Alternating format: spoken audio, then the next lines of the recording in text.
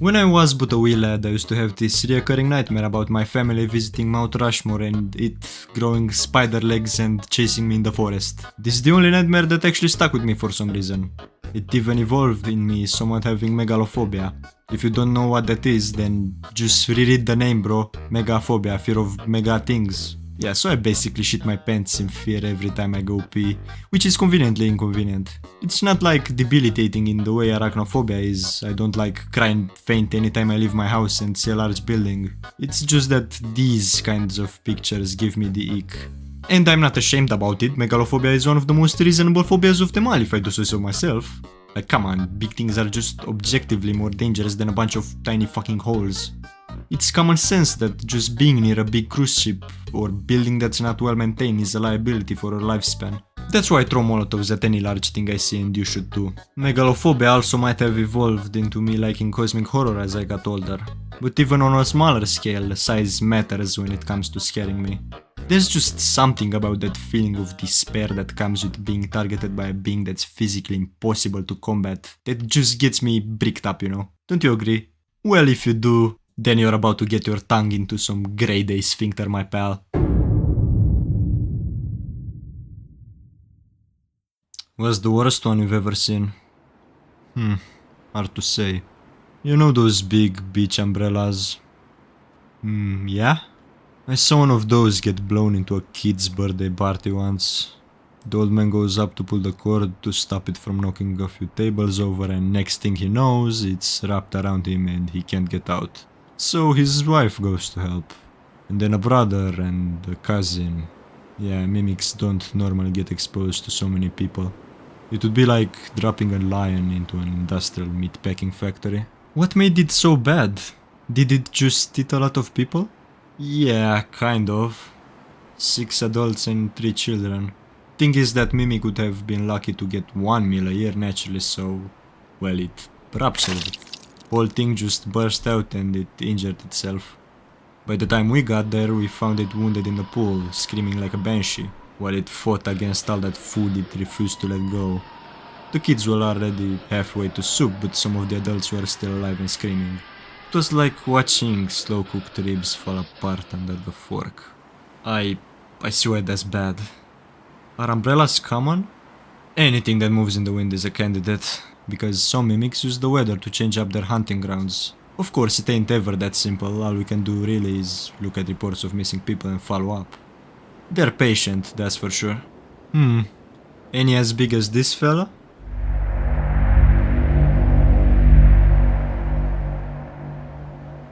I've heard rumors from some of the old guard, back when the world was bigger and there were less people to fill it. I guess it was easier for these things to hide back then. We have a few reports from old sailors about things that may have been mimics. Shipwrecks that glittered with gold and the promise of loot. No one can say for sure.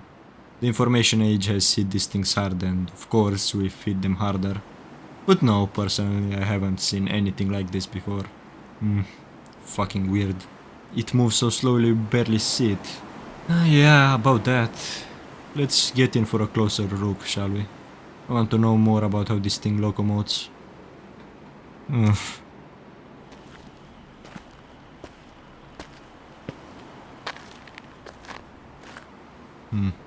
The ground is porous. Like someone ran it over with 1,000 knitting needles or something. Punching holes straight to the ground. Jesus, some of these are like 6 feet long. Well, that explains the locomotion. Kind of like starfish, I guess. Jesus. What? It's stopped. It's looking right at us. What the fuck are you talking about? I see. Shit, I'd be lying if I said I wasn't a little creeped out. Maybe it's just the door and windows, how they're lined up, you know.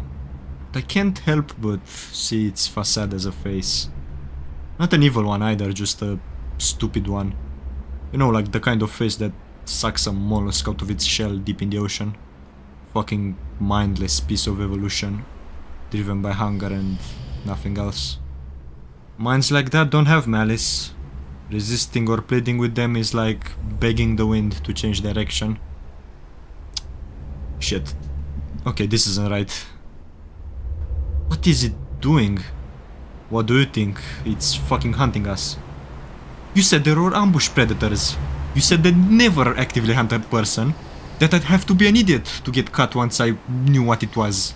Shut up and get me the duffel bag. With the blue tag. This isn't the time to argue. But this is the time to yap. If there's a trope that has really dominated horror media in recent years, it's definitely mimics. And that makes sense, it's a great trope. The movie The Thing showed us how good of a concept it is at building up tension and paranoia. But it has kind of been done to death nowadays. So how do you make it fresh? Well, you make it simpler, I guess. Mimics usually tend to go the skinwalker way and pretend to be human, but how about pretending to be an inanimate object? How about they don't pretend at all and instead just follow their animalistic instincts? Now that's fucking scary. What, you don't find it scary? Well, maybe stick around because, well, let's just say there's more to this chapel than that. No way I'm taking my fucking eyes off that thing. Oh, for fuck's sake, Jacob. It doesn't go over half a mile an hour. Turn around and look properly, for the love of God. Oh, fuck, here.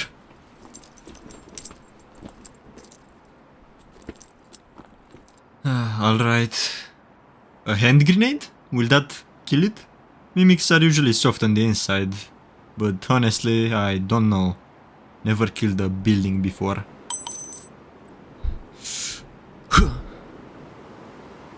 Silence. Did it even go off? I pulled the pin, it has to. Is it hurt then? I mean, if the grenade went off, it has to be hurt. But then again, does it look hurt? Oh, there! Ha! It's leaving! A fucker, take that! Fuck yeah, holy shit. It was unlikely we would lose the chapel and have to find it all over again. The desert of Wales describes an enormous expanse of arid stony land, unsuitable for anything except grazing. It wasn't a literal desert, if anything it never stopped raining. There just wasn't much around to see or do outside of a few lonely buildings. Most plant life consisted of hardy lichens and fuzzy moss along with dense thickets of bristling grass. It was hilly for sure, but I didn't think we had to worry about a building sneaking up on us, so I didn't bother giving chase once the chapel moved away. Instead, I sent us walking north to our nearby campsite, where a few hikers had first reported it eating all of their friends. Jacob was less inquisitive now. He hadn't liked seeing the chapel up close, and truth be told, neither did I. Most mimics I'd encountered were small. Estimates from other field agents like myself had them as typically no larger than 12 kilograms, subsisting on rats and mice and other vermin. They might nab a child here and there, and sometimes we'd get a real doozy like a carnivorous closet in some ancient B&B. But the tabletop game image of mimics was desperately overblown, and I'd never personally laid eyes on anything like that chapel slowly grinding its way towards us. Mimics weren't animals and they weren't plants either, so to see one move around like that, I didn't like it. The campsite, once we reached it, sure as shit didn't help. When I'd heard about the hikers, I figured they were tricked into going inside the building, but the broken tents and pulped remains told us otherwise. At least 2 people had been crushed during the night. I could see that clearly from the collection of canvas and pureed flesh that laid on the outskirts of the site. They were the first victims I'd been told. Just like the tracks I'd seen before, their deaths had been achieved with what looked like thousands and thousands of knitting needles punched through broken soil. And in this case, bone and muscle and fat tissue. They must have been sleeping, I decided, when the chapel simply rolled over them with glacial slowness. And as for the others, that wasn't so simple. Tents were slashed and pulled apart, bones still pink and wet lay scattered around the fire. This looked more like the work of a pack of dogs than a mimic, who usually left little behind except for bleached bones so clean you could mistake them for some kind of museum display. They must have tried to help each other, I decided as I counted the 5th ribcage. You know, like that story I told you about. That's the only way I've seen mimics rack up this kind of body count. They trap one guy and his friends come to help and it just snowballs out of proportion. Most of them inject digestive enzymes like an arachnid. Sometimes that includes a few basic poisons that act on the nervous system. That could account for it, maybe. Hey, are you alright? It crushed their skulls. What? Look! Jesus. They're all here, it crushed them, practically ground them into powder.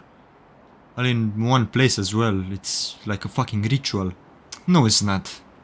Mimics don't do that. They don't think and they sure as shit don't do rituals. So how do they know what to imitate? Come on, let's get back to the car, for fuck's sake.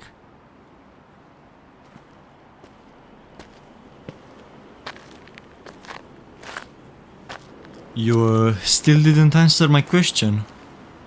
What question? How do mimics know what to imitate? Well, they don't reproduce, if that's what you mean. What do you mean they don't reproduce? They don't fuck. They don't lay eggs, they don't even grow or gain weight after feeding. They're not animals, so they don't reproduce. On top of that, we have records of things that were mimics becoming mimics. A car, for one. There was a closet in the London Natural History Museum that was most definitely not a mimic on the 9th of July 1991, but which still proceeded to eat 3 janitors by the 13th of August that same year. What? Are you telling me these things just appear? Don't know. Not my job to know. That's a different department, but yeah. Things, everyday things, can apparently just turn into mimics. So like what, my backpack could just become a mimic? At any time? Maybe. What you should be worried about is, so can your dog, so can you. It's rare, but it can happen. Sometimes they don't even know, it just boom, it just happens. You wake up, your wife isn't there and you don't know why, but you suddenly have a funny looking scar on your chest and your tummy won't stop rumbling. I think we have 3 in containment at the moment. One of them swears someone did it to him. Is he lying? Deluded maybe? Who knows? At any time, there are less than 50 mimics in existence, but once you realize that there is nothing stopping one from popping up in your cereal box or taking over your car or your bed, yeah, it can get a little tough to sleep at night. Ah, shit, look. Maybe I shouldn't have dropped it all on you like that. Don't dwell on it, alright? I don't fancy seeing that damn church coming at us while you're not paying attention. Instead, how about you focus on settling down for the night in that kissy little bed and breakfast we'd scouted out on our way up. Sure, we have a long drive ahead of us, but hey, be thankful that the walking part is over. Oh, but how wrong I was. At first I thought we'd reached the wrong patch of gravel because as I crested the hill I quickly noticed that there was no sign of my car's roof. But no, then I realized there was no car. Well, more like it had been crushed flat. Pulverized might be the better word. It looked more like a stain on the ground than a 420 pickup truck. A better account would be to say it had been picked up apart by 1,000 tiny ice picks until its footprint was nearly as big as an 18-wheeler. It was so bizarre that Jacob looked down at it for a few moments before asking, "Where's the truck?" That clever fuck! No, you told me they weren't smart! Ambush predators, for fuck's sake! Fucking ambush predators, that's what you told me! Get it together! Did you think every job was a walk in the fucking park? I hoped the stern treatment would whip some sense into the boy, but it didn't work. Instead of calming down, Jacob began to scry and swear and shout all sorts of abuse at me and the agency before falling over himself and landing on his ass, tears brimming in his red-rimmed eyes. For a second there I wanted to slap him, but that was when I realized he'd stopped all noise and taken to staring right past me. I turned and saw the chapel about 50 feet behind us and my skin crawled with disgust to see it so close. Its movement was so silent as to be a whisper, and my brain rebelled at the idea that this thing was looming larger and larger. But there was no denying the sight, whether it made any sense or not. I grabbed Jacob by the collar and hauled him to his feet. Even as he sobbed, thankfully, he reflexively latched onto the bags I stuffed into his arms, while I pulled out a map and took a look for the nearest sign of civilization. Come on. It's Wales, not Siberia. We can make it out of here. Walk the whole way to the nearest town if you have to. Jacob, having finally calmed, cast a glance over his shoulder and shuddered. I already knew what he was thinking, even if he never said it. No one wanted to walk that far with that thing coming up on our tail. Where does it go? The sun was down and we had no choice but to set up camp in an open field. Part of me wanted to hide, to march down to the nearest bit of woodland off in the distance and find a hole in the ground to stay out of sight. But I knew damn well that was a stupid idea. Our best hope was to keep an eye out on this thing, that its current rate of travel and the 2-mile gap would put between us and it. I figured we had about 4 hours before we needed to get going again. And I was going to make sure we could keep our eyes on it for every second of that time. Or at least one of us would. We both needed to sleep, Jacob especially, so for now, having settled down by a small fire with very little cover, I told the boy to catch some shut-eye while I watched. "Where does it go?" he repeated, and I tore my eyes away from the horizon to look back at him. "They don't reproduce, they don't grow, but you can destroy matter, right? So all the stuff they eat, where does it go? Like that umbrella you told me about. What was it going to do with all those people?" "I don't know. If it hadn't pushed itself and gotten greedy, it would have probably just dissolved its first catch and at some point later shit out a caustic white substance that weighs a fraction of the original meal. That's all that would have remained. But as for the rest of it, we don't know.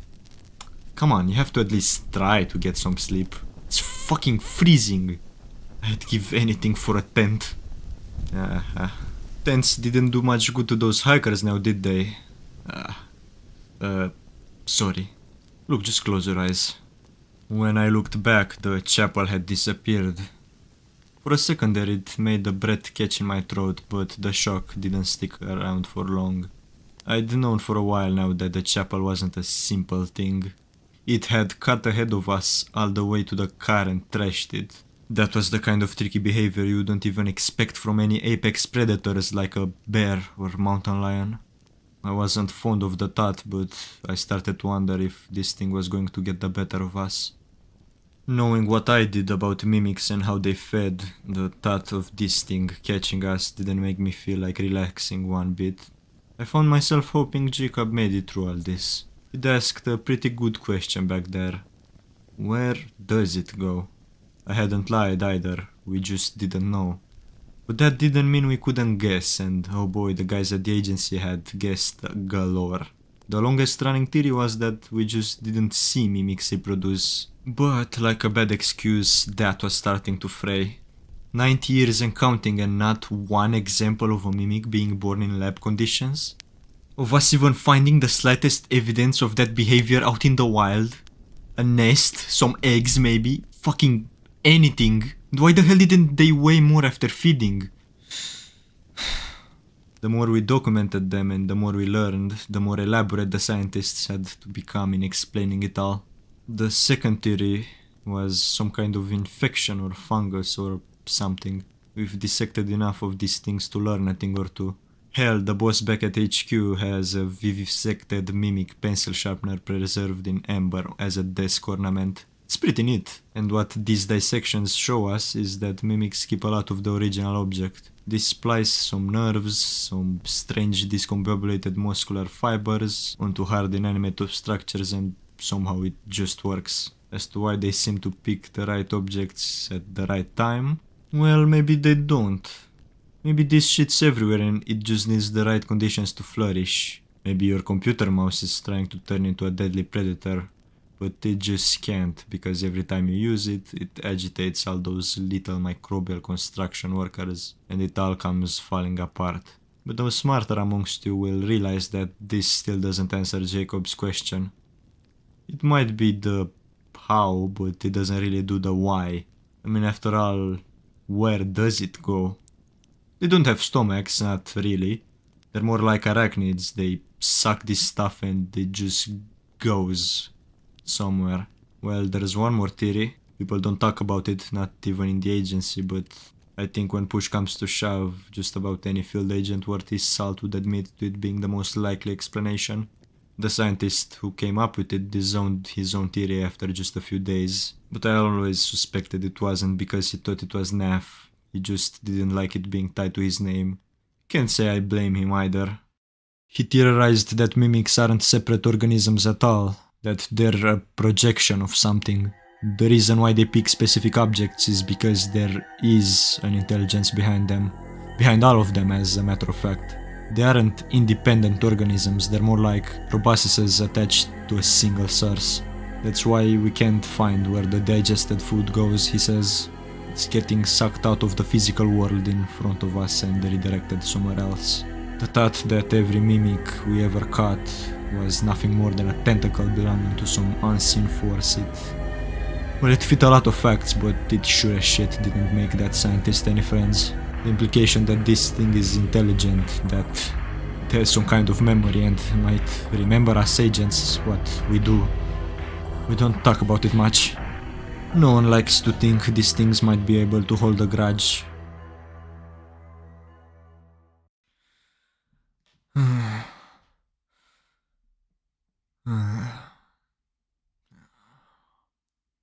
Wake the fuck up! What? Jesus! Wake up for fuck's sake! Shit, fuck! Fuck! By the time I woke up, the chapel was about 30 feet away and approaching faster than ever. I threw myself onto my feet and suppressed the feeling of revulsion that swept over me. Letting that thing get so close, God, I felt like I'd woken up to a big fat hairy tarantula crawling right towards my mouth. All I had to survive were my wits and my senses, and I'd practically thrown both away by letting myself fall asleep without first waking Jacob to stay on watch. Still no use to giving into hysteria, so I stood up and I caught my breath and calmed down, even as the chapel continued to grind towards us. Up close, that thing was almost grotesque. I don't know how to put it, except that it was messy. The thatch roof was frayed and peeling, and every whitewashed brick looked somehow misplaced. The building itself was easily 400 years old and must have predated silly ideas like blueprints and architecture. It must have been cobbled together piece by piece by rural villagers centuries ago, until some other force had animated it. Its many arching windows reminded me of the clustered black eyes of a spider, lacking any kind of symmetry and intelligent thought. It was stupid, but it really did make me think of something pulled out of the ocean trenches, like a venomous little anemone. When I looked up close at last, I could see the slightest hint of pulsating webbing behind the dusty stained glass. Veins, perhaps, used to pump blood around this impossible creature. Behind me, Jacob was hyperventilating, but at least his crying had stopped. Without me telling him, he started to reach down and grab his bags off the floor, which was good. As much of a disaster this trip has been, at least it bounced back after his first freakout. "Throw me that bag!" He did, and I reached in to take out yet another grenade. Yet this time, the chapel didn't even stop. I don't understand. It stopped last time. It was hurt. What changed? I don't think it was ever hurt. We might be able to keep ahead of it now, but it's a long hike to the nearest farmhouse. Come on. If we're quick, we'll get there before nightfall. But slow and steady wins the race. Marshall and Jacob kept walking for 3 hours without stopping once, whilst the chapel trailed them relentlessly. But slowly and surely it was gaining on them. Maybe by no more than an inch per hour, but gaining nonetheless. And so the boys decided to outsmart the chapel by climbing a cliff with stepped rocks to force it into rerouting. A clever plan, but the chapel didn't even slow down. It scaled the first step as easily as it moved across open terrain. Unlike my fat fucking ass, fighting gravity was nothing to the mimic. When Marshall realized this, he accelerated his ascent, but in doing so he got careless and got his foot stuck in a rocky crevice. Getting it out cost him a shoe and most of the skin on his ankle. This was GG. And Marshall knew it.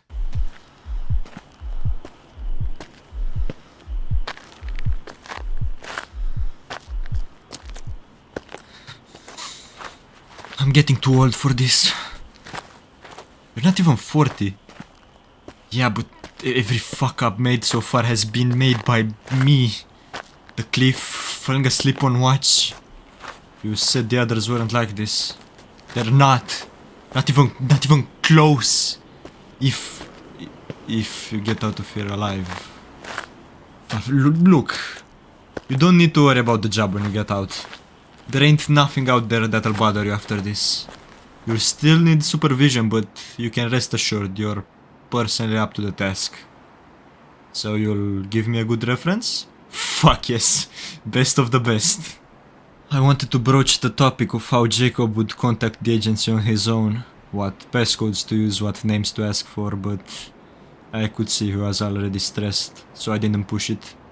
As it was, Jacob kept drifting ahead of me.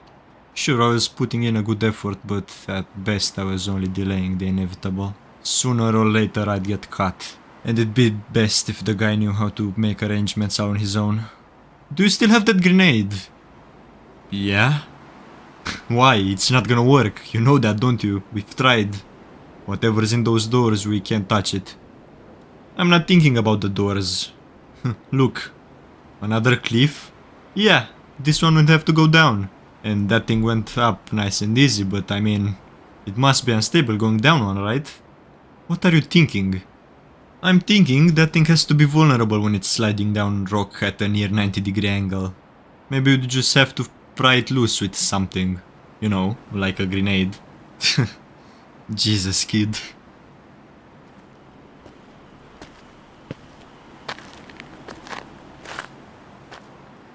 Shit, I see it. You said 5 seconds, right? Yeah. Okay. You ready for this? Yeah, I'm ready. Fuck. Please, God.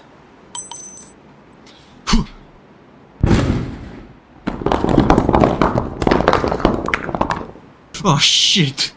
From the looks of it, the plan had worked and the enormous building had lost whatever grip it had on the stone and was now beginning a head-first plunge down the jagged rock face. But we had neglected to consider that we were right in its path. I considered looking down and just hoping it would roll over me without harm, but even just a fleeting glimpse at its blackened limbs flailing around in a desperate hope for purchase made me think otherwise. I could easily imagine those needle-sharp proboscises nagging away at my skin and dragging me down with it. Jacob, however, came through. He never stopped pulling me by the collar and in the end he threw me sideways. I say throw, but it was more like a tumble off to the side. But I don't think you can appreciate how hard it must have been for him to do. He saved my fucking life in that moment, getting me out of the way so that the chapel went tumbling past, leaving us both unharmed. Relatively speaking, by the time the dust cleared we were both left bleeding and bruised halfway down the rocky steps. The chapel was on its back, squirming like a horseshoe crab stuck in the sun. It had millions of limbs buried under that floorboard, most as wide as needles, some as thick as a thumb. Where they came from or how they organized, I couldn't tell. I didn't even like looking at them. They made my skin crawl. Still, I began to laugh as we stared at it, trying to rock itself back upright, smashing its roof and walls to bits. If it kept at it, it would soon kill itself without any help from us. Jacob started to cheer and this time I decided to join in. Fucking hell. It's dying, eh? That, or going back to where it came from, I said, soon expecting a flurry of questions. Jacob was definitely curious, and this time I'd have no problem sharing all my thoughts with him. Only the question never came. When I finally made eye contact with Jacob, he was looking paler than ever, with eyes as wide as marbles. By the time I saw the pulsating web of flesh that crept around the back of his head, slowly flowing around his ears like melting silly putty, it was too late. There was a sound like a rubber band snapping and he was snatched backwards, hurtling through the open door of the chapel like a sideways bungee jumper. He'd been grabbed from over 100 feet away. Whatever had happened, it was the mimic's final act. As the door slammed shut, it folded the last of its legs up into its insides, and all movement ceased. It was, and of this I'm incredibly sure, an act of spite. One that not only shocked me with fear, but left me feeling like my chest was going to crumble in on itself. I hadn't liked Jacob much at the start, but I would have been dead long ago without him, and he'd shown himself to have great potential. I'd already begun planning how I would help him rapidly rise through the ranks of the agency. With any luck, he'd have a career that lasted decades and took him right to the top. All of that gone, in less than a second. Despite knowing him for less than a week, I'm not ashamed to say I cried. Jacob was awarded some posthumous medal and his parents were fed the usual bullshit story about some kind of gas leak. I made sure they rigged the story so it looked like he died doing something heroic, shutting down some valve before it blew up a few residential houses. Still, it didn't sit right with me that the true nature of his heroism wasn't ever known to the public. Maybe that's why I'm posting this, I'm not sure.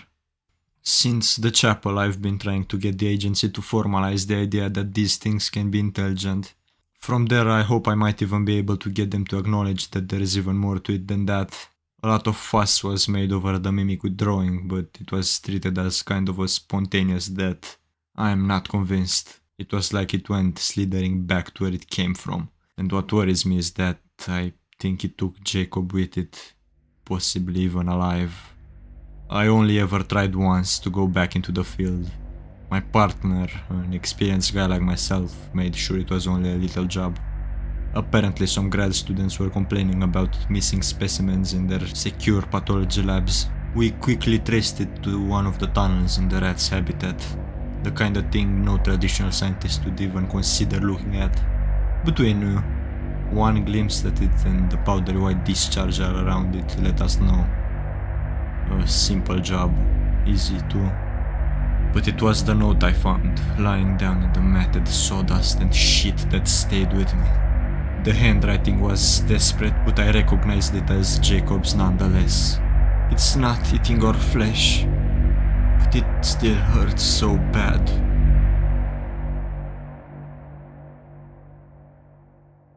Happy Halloween, Chucklefox! Now wasn't that just fucking sweet? The story, I mean, not my bullshit rendition of it. That last line, man, doesn't it raise questions?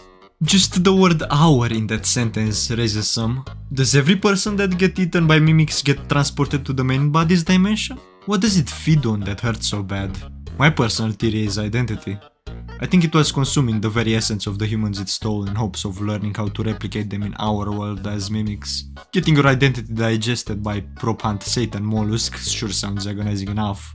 And we know that this thing can add nerves and meat to objects, but why bother? Why not just send the human-looking tentacles from the beyond directly into the world? Now that would be efficient. It's clear that this thing is capable of adapting and improving its disgusting avatars, so what's next after the chapel? A plane? A mall? A subway station that takes you right to hell? Eventually, maybe the moon itself will split open to reveal a gaping maw with trillions of oily black tentacles ready to drag humanity into the domain of that hungry, unknowable god. Who's to say? Like, subscribe, comment, give me a succulent kiss on the cheeks, and I swear your phone won't turn into a meat-eating gateway to hell. That's all for today. See ya next time, creatures. Happy Halloween. Wait, what the fuck do you mean it's not Halloween anymore?